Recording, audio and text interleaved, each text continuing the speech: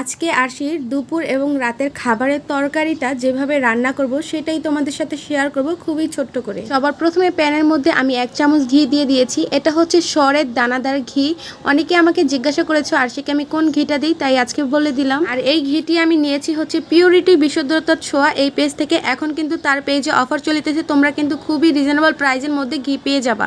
এখন আসি মূল রেসিপিতে। আজকে খাবারের মেনুতে আরশির জন্য থাকবে হচ্ছে সিম আলু দিয়ে পাঙ্গাস মাছের ঝোল। তো দেখতেই পেরেছো সবার প্রথমে আমি প্যানের ভিতরে সামান্য পরিমাণ ঘি দিয়ে হালকা পেঁয়াজটা আমি ভেজে নিয়েছি। পেঁয়াজটা হালকা ব্রাউন কালার যখন এসে পড়েছে তখন হচ্ছে সামান্য পরিমাণ পানি দিয়েছিলাম। তারপর সেখানে সামান্য পরিমাণ হলুদ, অল্প একটু লবণ দিয়ে কিছুক্ষণ নাড়াচাড়া দেওয়ার পর কেটে রাখা তরকারিগুলো দিয়ে দিলাম, সিম আর আলু সাথে মাছটাও। সেইটা আমি ভালোভাবে কষিয়ে নিয়েছি, দেখতেই পেরেছো। তারপরে এখানে আমি ব্যবহার করলাম হচ্ছে পরিমাণ মতন পানি দিয়ে নাড়াচাড়া দিয়ে সরা দিয়ে ঢেকে দিলাম। এখানে আমার প্রায় তরকারিটা হয়ে গিয়েছে, তবে আমি ঝোলটা আরেকটু টানিয়ে নিব।